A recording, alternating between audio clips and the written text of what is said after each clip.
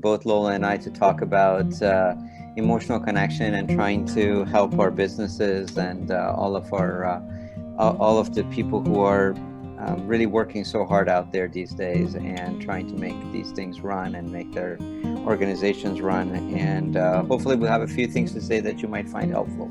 So that would be our goal. Yes, and thank you. And whether you are a coach or a mentor, a leader, a business owner, a professional, I think the topic of emotional connection is very timely and also very powerful in relationships. And I know a lot of people who learn about emotional connection and use it in business, they tell me how it also has improved in their personal lives. I guess the first thing that we would like to start is our objectives. And our objectives today is really to talk about the importance of engagement and how emotional connection can help you to engage in yourself, engage with others, and help your team to thrive. Let's start with the current state and where we are at this moment. So I don't think any conversation can start without understanding sort of the conditions that we're all working under these days. And all of our businesses, all of our companies and organizations, be they public or private, are working within a very difficult and dynamic set of factors. So first and foremost, obviously, we're all still functioning under a pandemic. Fortunately and positively, we are seeing some signs of the reduction of cases and more importantly, reduction of hospitalizations and the increase in the vaccine availability and the public's intake of the vaccine, which is also important. So those are all sort of positive indicators, but many of our businesses and organizations are still functioning in a pandemic state where either they are closed or they are working with in suboptimal conditions. The remote work environment, which many of you may be part of and working, has changed the dynamics of how we interact with each other, changed the dynamics of how we enjoy work with people that we care about and we like to be with. Much more transactional these days. Every conversation obviously has to be arranged, otherwise people aren't on video. Whereas back in the old days, we could just walk over to somebody's cubicle and have a conversation. So that has changed. We have a group of workers that are at risk on a regular basis because of the pandemic and who are fortunately now prioritized in getting the vaccine. But that changes things as these people are the ones who are facing customers, facing clients, and are continuously at risk. A question we always ask ourselves is sort of, when do we return to normal and what would normal look like? Normal for some places might look very different in the future. We expect that a number of companies may decide to do more remote work than they have done in the past, and perhaps even change to an all remote mindset for those that can do it. And then others will probably be in some kind of a return back to what was previous settings.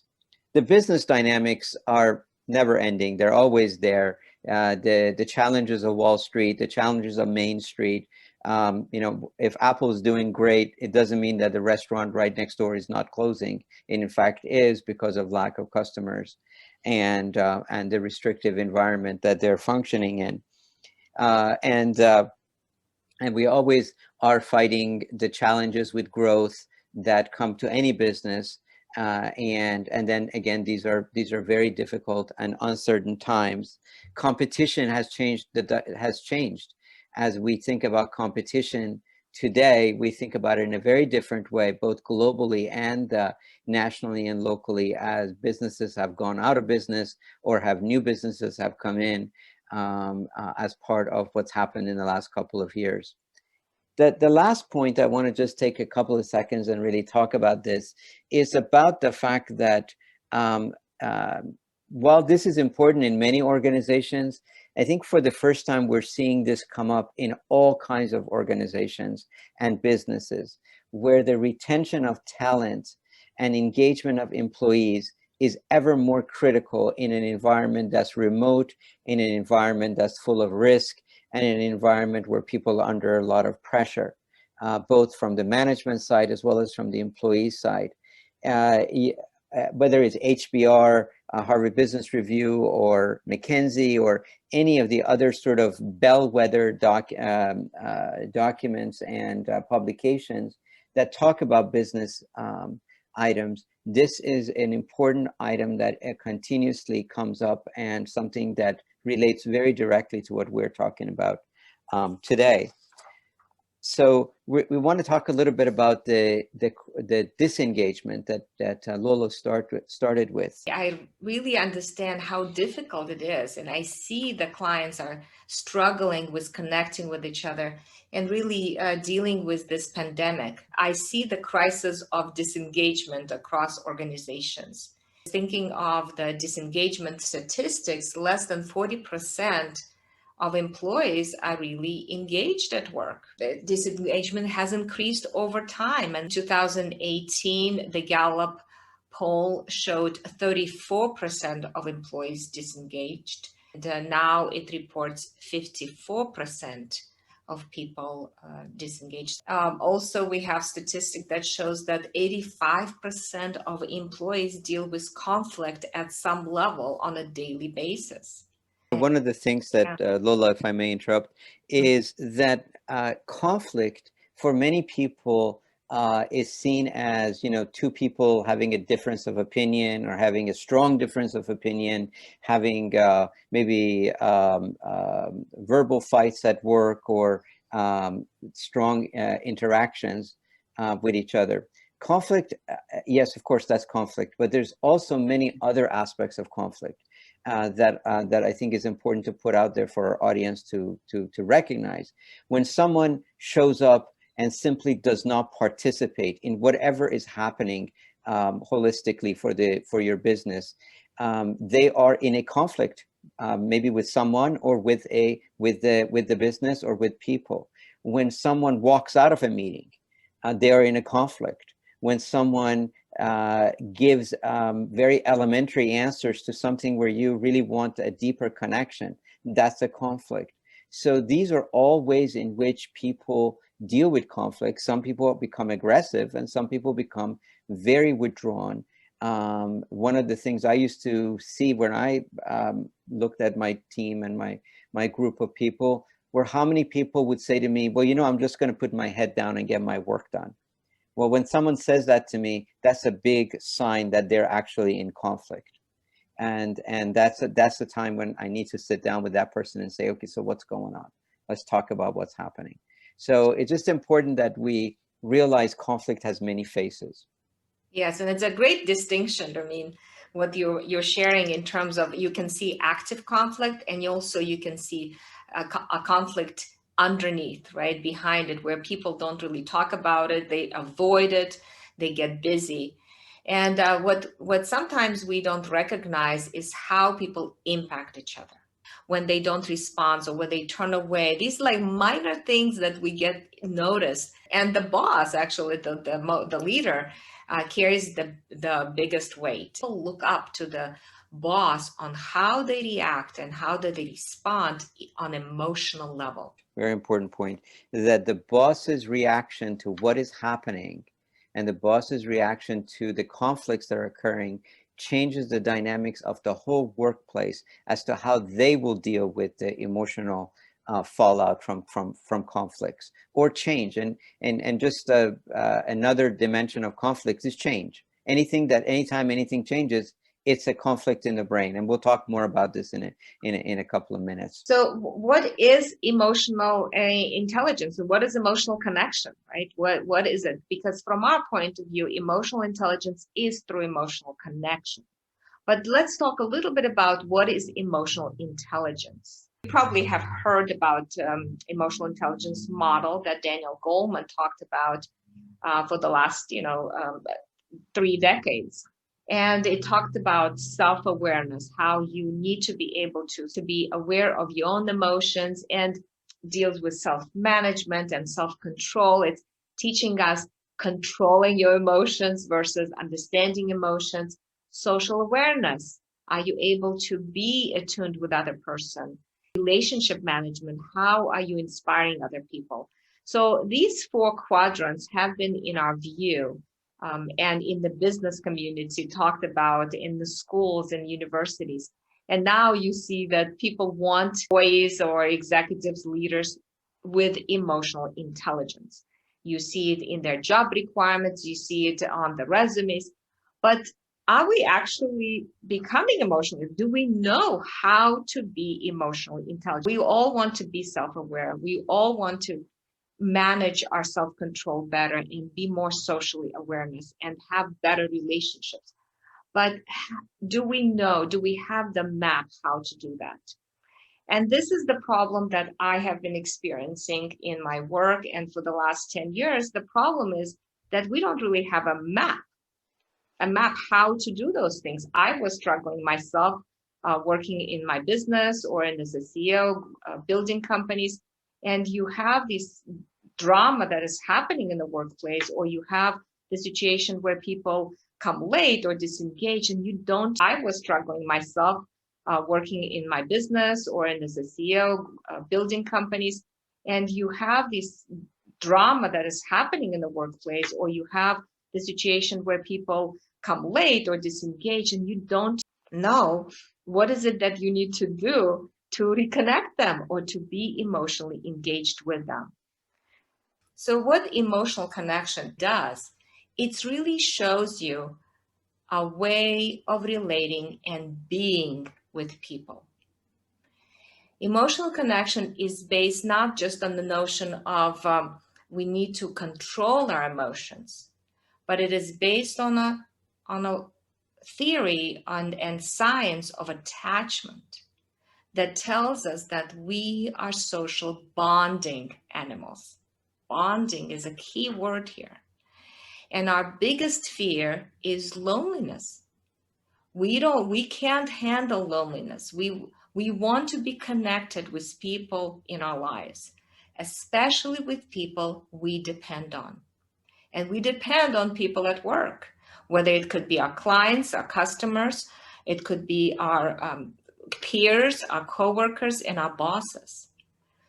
In your own profession, as you work with people, you are like a surrogate attachment figure, like a good parent, with a person where they can lean on and you can walk with them in this vulnerability that is called work.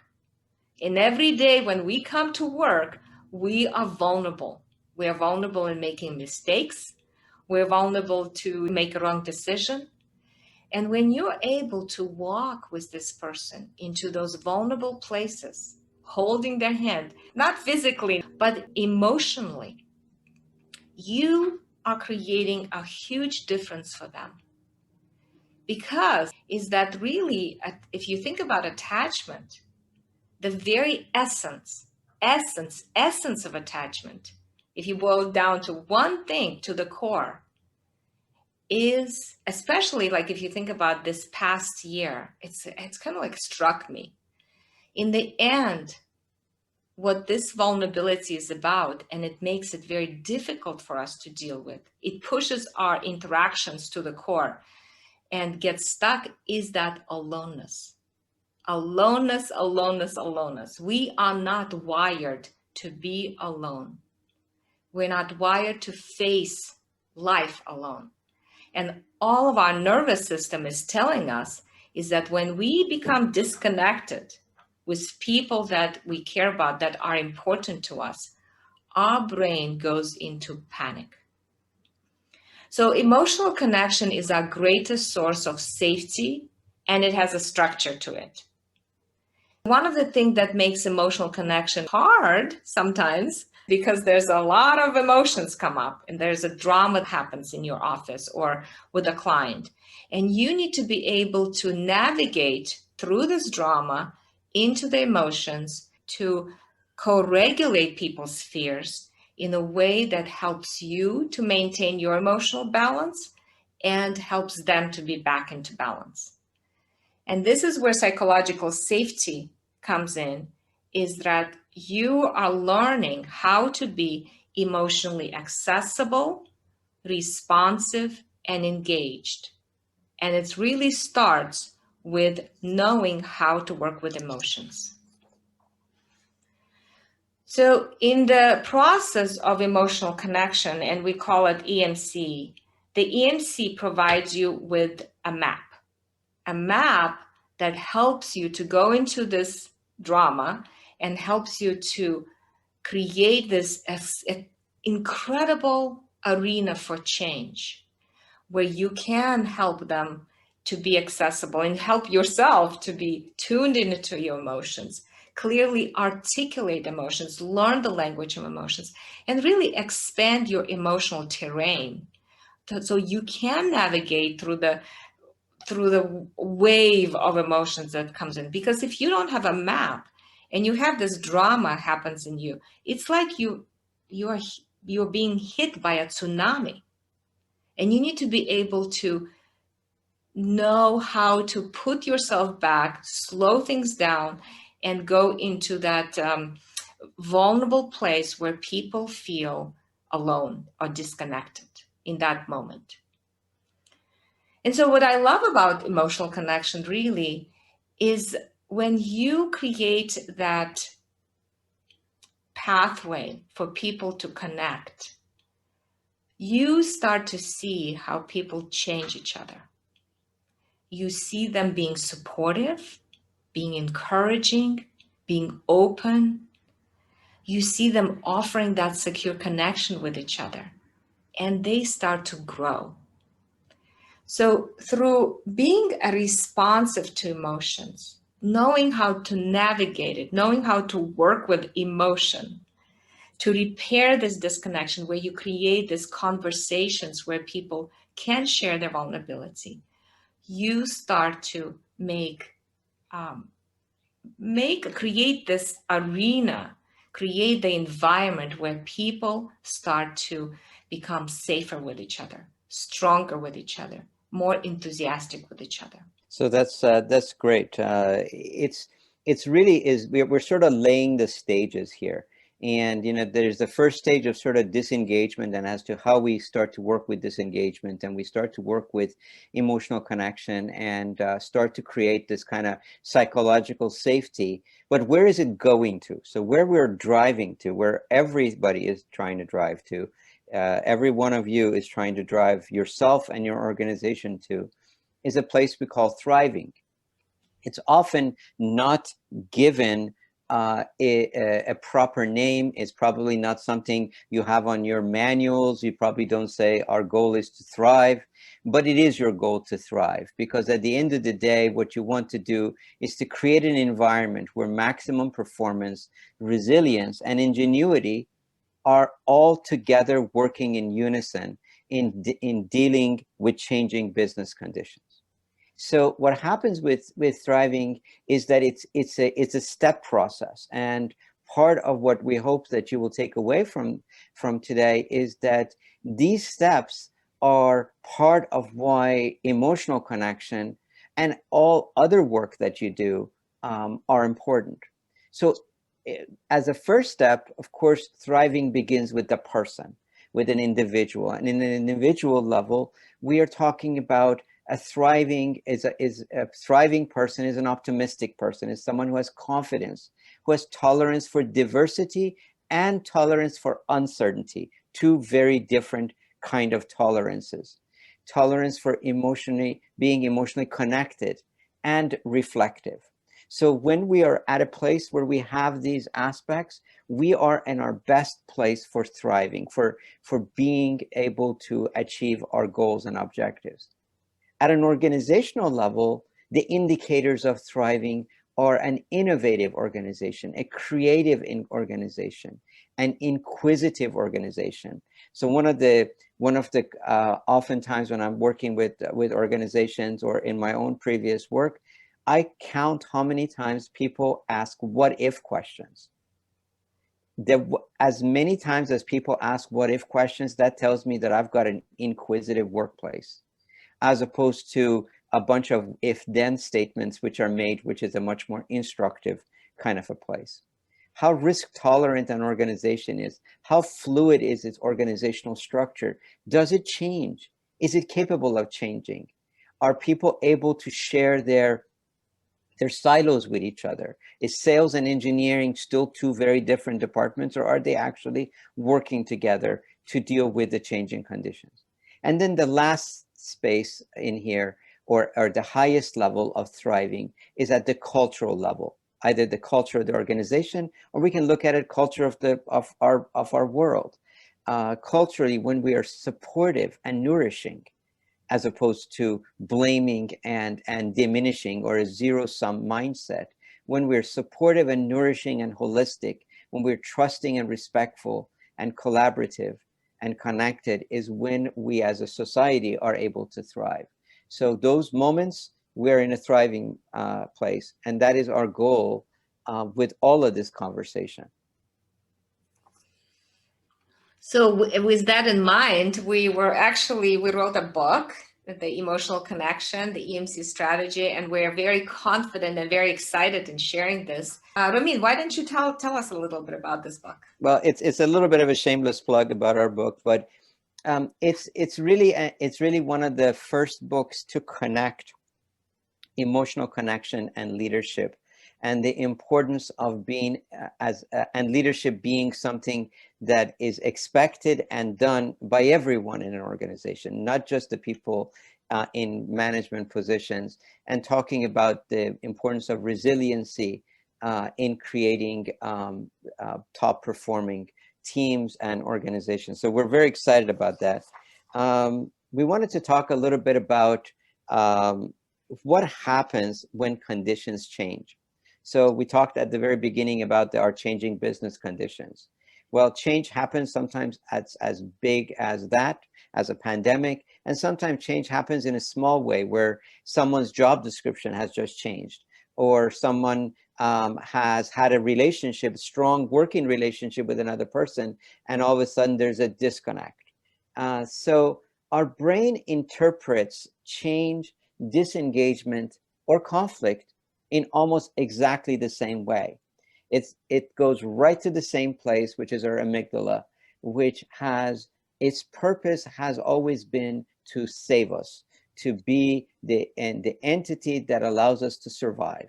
And it has two real modes and one, I would say, learned mode over time, which is to fight or flight, and at times freeze. You know, we all have seen the rabbit on the trail that goes to the freeze mode, hoping that no one can see it. And sometimes that works and sometimes it doesn't. And we humans do the same thing. We get into these moments of change or disengagement or conflict where all we can do is just freeze and just do nothing else. And that becomes our response. Organizationally and culturally, we have been either thought to or brought up in a mode to blame and deflect, and also deny the changing conditions. Oh, nothing is really changing. Everything is the same. But change is happening, because when we see that withdrawal in someone, when we see that disconnection in someone, change has happened for them. Our training focuses us, and this is the most important point I will make the whole day. Our training as managers, leaders, HR directors, HR people, wherever is your job, our training has focused us to manage content. We are content experts and emotion poor. We know how to do content and we immediately jump into it. But what I hope we can get across to you, and what I hope you'll see if you actually look into the conflict with these new glasses we're giving you, is that it's actually the emotions that are driving the intensity of the response. It's not the content. The content is important, but when our amygdala is in charge, meaning it's now in its fight, flight, or freeze mode, where emotions are flying out at rapid paces, we are not thinking. And when we're not thinking, content doesn't matter. It doesn't matter. We could be talking about ships. We could be talking about spaceships. We could be talking about whatever it is. Our brain is not recognizing those things because its emotions are there. And that's why regaining our emotional balance is very critical, so that we can actually let the brain think, and let the brain work through the content. The last point I make about this is really that for many of us, this actually is our leadership moment. It's a leadership moment when we're able to regain our own emotional balance and help regain the emotional balance of our team. This is not a management job. There's nothing written in any book about this as to you should do 1, 2, 3. It is part of what will allow you to then lead people to wherever it is you want to go to, because you've just introduced a change, or you've introduced an idea, or you have a number of people who are disengaged and you need them to go with you on this journey. So that's the main point here, is not the content, but the emotions that are driving these factors. What EmC does, what we do in EmC, is we create what we call a corrective emotional experience, where you can regain your emotional balance and you can help your team to regain that emotional balance. As Ramin pointed out about the brain, in the moment when people, they are so in tune to each other, in the moment when there's a change happens, people, just go with a hand like this, or they make some kind of a gesture, or the tone of voice changes, the brain becomes alarmed. And what we do in the EmC process, we correct that experience, because when the brain becomes alarmed, it goes into the fear of, my goodness, this person doesn't care about me. I'm not important to them. I'm not important to the company. They're making decisions. They're not thinking about me, which actually is misinformation, because visually, yes, the person maybe turns away from us, or maybe they show a hand gesture that's kind of like dismissing. But in a way, what they're doing is they are experiencing their own frustration inside. But the signal that they are giving is as if they're dismissing their idea, or they don't care about their idea. So what the EmC does, it provides you a step-by-step methodology on how to repair that moment, how to create a corrective emotional experience. And the corrective emotional experience is, I do care about you. You are important to me. You do matter in this company. Your opinion matters in this company. And maybe it sounds a little bit elementary, but what we know from science is that at a human level, no matter what position you hold, or how mature you are and how strong you are, when you feel disconnected and you feel overwhelmed, you go into that basic human need of feeling connected with the person, to be important, to feel that they care about you. When you create that emotional experience and you reconnect people together, they feel empowered.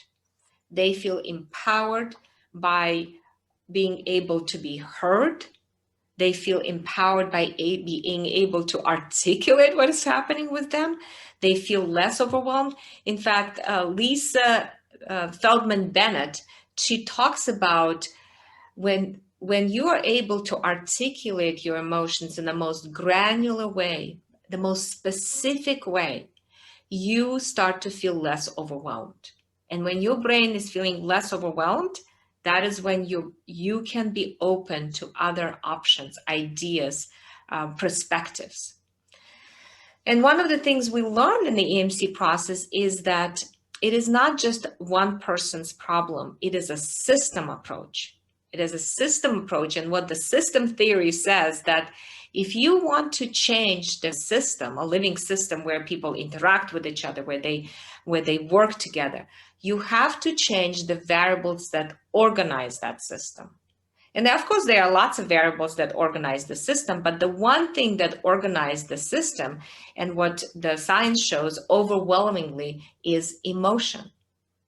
It organize our interactions and responses. And so emotion creates our inner world, and it also responds to our outer world and connects with people. How does the EmC work? It works by following that map. It's a clear map. We have a set of steps, set of processes that work, the language, the tools that we teach you. And it's almost like you are changing the emotional music that is playing in your workplace. So think of interaction as a dance. Emotion is the music. So in order for you to change people's how they dance with each other, they have to listen to the same music.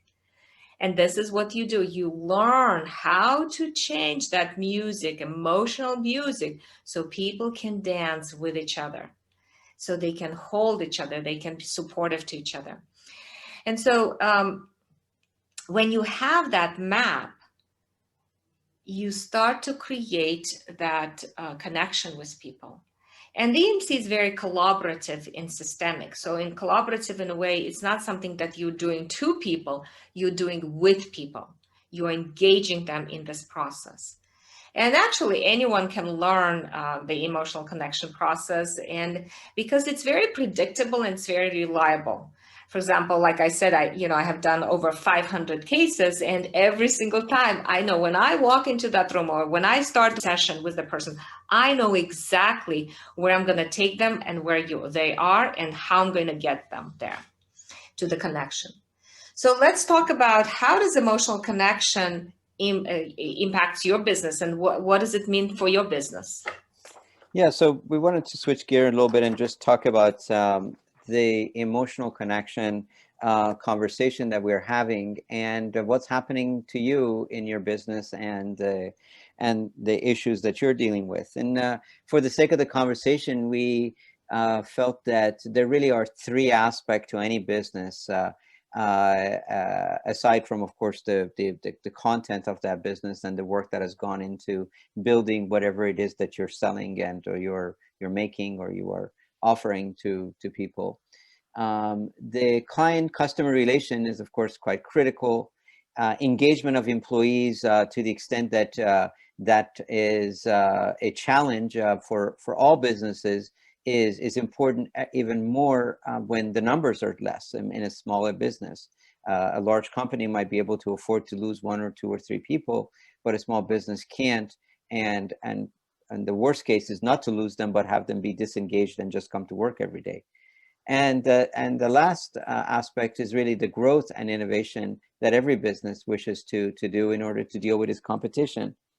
So talking about clients, and these are fairly elementary, but when you have a emotional connection as the basis of your interactions, both within your organization and outside, what you have is a employee workforce that is quite capable of building long-term relationships with clients, being able to see clients as entities that require the building and nurturing of relationships.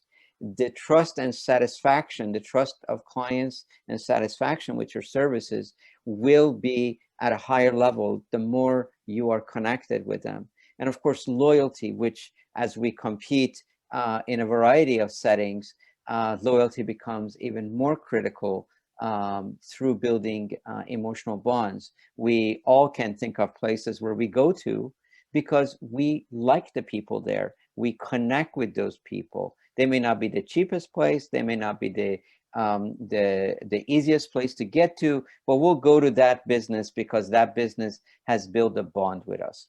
And that is important to us. So this is very directly related to that. Employee engagement studies over and over again show direct correlation between employee engagement and emotional connection or attachment, the secure attachment, that secure bond Ramin just mentioned. And you see the improved job performance, satisfaction, you decrease level of burnout. I mean, my goodness, in our COVID times when people are either working a lot of hours or not being together in the same space, the work burnout is a huge problem for people. And so when they feel connected, you do decrease. They get energized and they feel more supported. They don't feel alone again. This is the key. That is when they start to feel like we can do it together, because together is much easier to do it than alone. You have talent retention and competitive edge. You have higher profits, less waste, more trust, less problems of people getting stunned. Everything gets much faster and easier to do when people feel connected with each other. As we go through this process, we also, of course, are very much interested in growing our business and trying to be innovative. And what happens in an organization that is emotionally connected, that is trusting, and is thriving, there is a great deal of resilience that is built at the organizational level. We talked about the attributes of that organizational resilience that allows for continuation of creativity and curiosity. So when an organization has resilience, it does not basically go into a quiet mode. It continues to be active. It continues to be creative and building. In such a place, vulnerability and authenticity actually act as the main drivers, because people are able to say, well, I don't really know how to do this, but I really want to be creating a new product. And people can then engage them much more so than an environment where people are simply just not able to be vulnerable and be authentic. We end up seeing very positive and imaginative responses to the infamous VUCA, which is the volatility and uncertainty and complexity and adversity, which all of us aim to make sure our organizations, our businesses are able to handle. And it gives us a competitive advantage because we're able to innovate. We're able to build something new.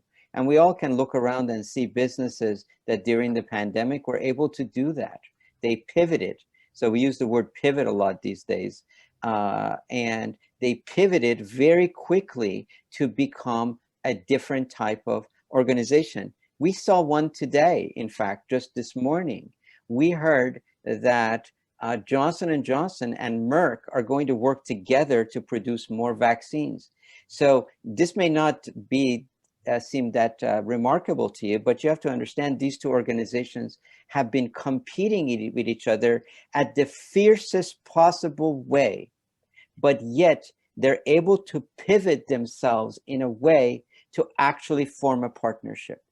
That is, and you have to think, this is a massive battleship. So these are companies with hundreds of thousands of employees that are pivoting.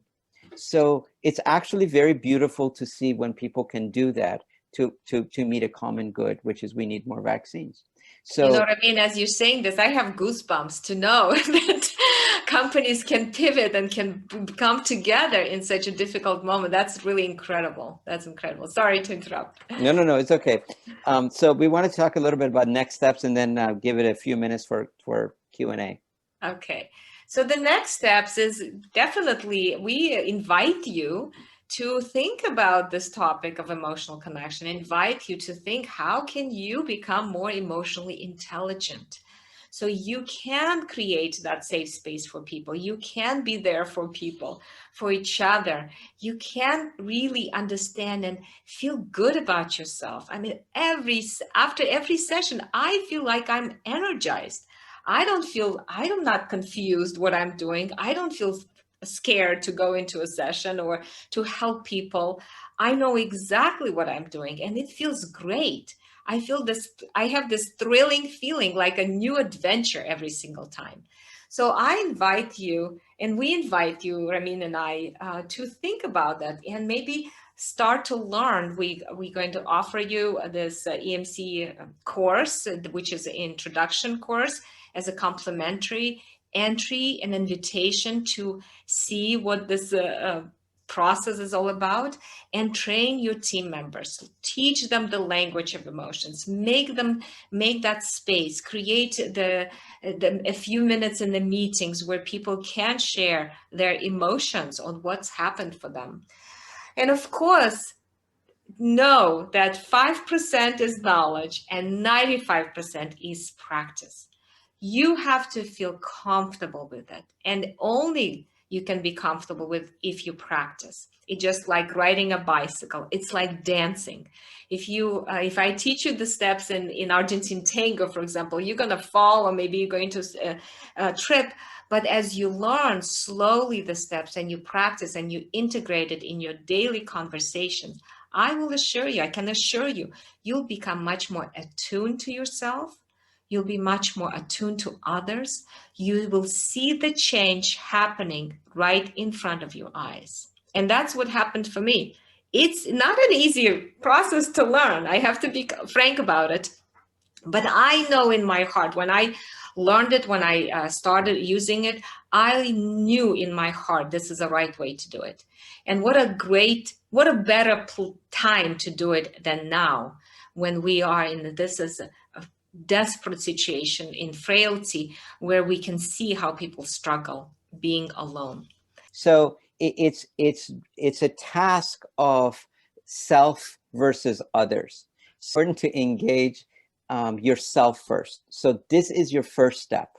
That your first step is to really think through the emotions that you are feeling at particular conflict or a particular moment. And you don't, this is obviously we're not dispensing psychology as a clinical psychologist, but it's important to just simply go through that process. So as your first step of emotional connection, maybe if you wish, sign up for the online course so that you can explore this. That's the first step, because once one becomes available, once our emotions become available to us in writing, in something that we can actually look at and say, this is what's happening. These are my trigger points. These are the things that bother me. These are the things that make me react in a certain way. You're then able to translate that and begin that conversation with other people. And you may want to invite people as you gain some more understanding to see some of these. But but let me not understate your challenge. It's very difficult. Our entire society is built around non-discussion of emotions. So the reason you might hear us be very passionate about this is because we know we have to add passion to our substance as well, because we are on an uphill battle. We are doing something that we have to reprogram. And this is our biggest challenge. So it's not you. You're reacting normally to a situation, and but the situation itself is what we have to work on changing, so that you can start to ease folks into the fact that fear is a normal thing for everyone to have, including the boss, and that it is through the fear that we can then move to the next level, which is, okay, all right, that we're all here together. The message always is what Lola said in one of her conversation pieces, is people want to know that you care about them. People want to know that you value them, and they want to know that you are there for them, and you hear them, and you're there for them.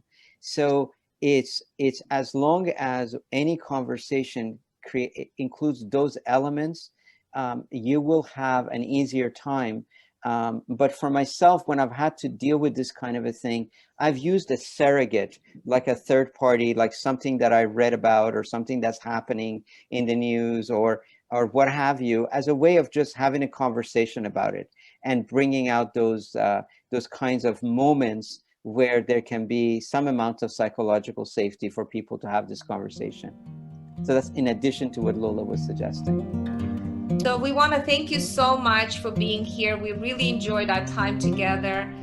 We love talking about it. We are happy to do a consultation with you or to answer any questions. Feel free to email it to us.